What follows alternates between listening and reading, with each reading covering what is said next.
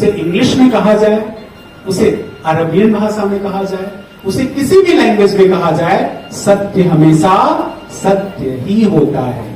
और एक चीज और, वह सत्य कभी नहीं बदलता।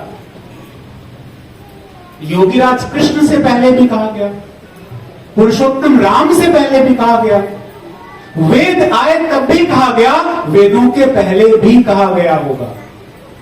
मतलब सत्य कभी नहीं बदलता। उसी बात को कबीर साहब हम सबके समक्ष बड़ी सरल सुबोध भाषा में कहते हैं। उसी बात को बुद्ध पाली में कहते हैं। उसी बात को महावीर अपनी भाषा में कहते हैं।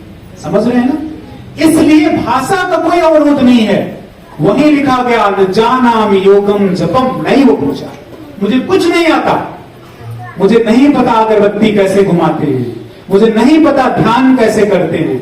न जानामि योगम जपम नहीं वो पूजा, मुझे जप भी नहीं आता। मैं क्या शुद्ध हृदय से सिर्फ आपके पास बैठा हूं। और ये कसौटी है, शुद्ध हृदय से जब आप बैठेंगे तो वो मिलेगा, इस बात की गारंटी है। लेकिन शुद्ध हृदय से तो सत्संग, साधना और तीसरी चीज सदाचार।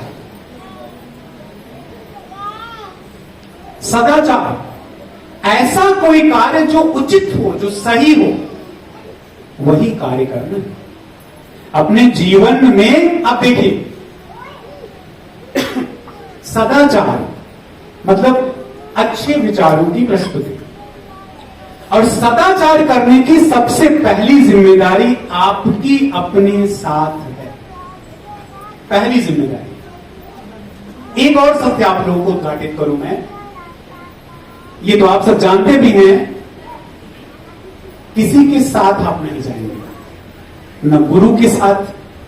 कबीर साहब ने कहा ना, गुरु की करनी गुरु भरेगा, चेला की करनी चेला उड़ जा हंस सकेगा। कौन कहेगा ये? कबीर साहब ने इस बात क्यों कही कि गुरु की करनी, मतलब हर गुरु की बात नहीं है, लेकिन ऐसा गुरु जो सदाचार में नहीं रहता, वो अपनी करनी खुद करेगा और चेला अपनी करनी। इसलिए हम सबको अपनी अपनी करनी के लिए जिम्मेदार होना पड़ेगा। अगर जिम्मेदारी नहीं तो ठीक है, फिर तो जी लेंगे। जीवन मिला है 100 साल 50 साल, जिसको जितना जीना है जीते चले जाएंगे।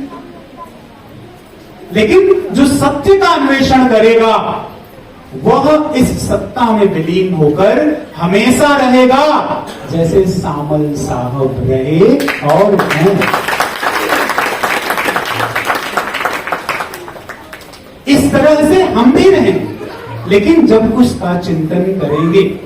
और सदाचार के चिंतन का मतलब है हर पल सावधान रहना। देखिए भाई, बात सस्ती नहीं है।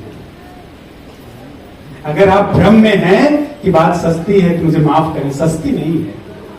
आप पाना बेशकीमती चाहते हैं और कीमत कुछ नहीं देंगे, कैसे हो सकता है? हो सकता है? आप सोचिए इस बात को कि आप अगर बाजार में आलू भी खरीदने जाते हैं तो उसकी एक कीमत देते हैं ना। तो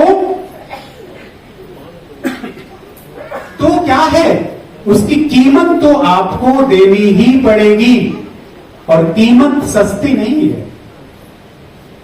कबीर साहब को या गुरुओं को आपका घर नहीं चाहिए भैया, आपका खेत भी नहीं चाहिए, आपका शरीर भी नहीं चाहिए, आपका धन भी नहीं चाहिए। उन्हें सिर्फ आप चाहिए, सिर्फ आप। बहुत ध्यान से इस बात को समझिएगा, सिर्फ आप।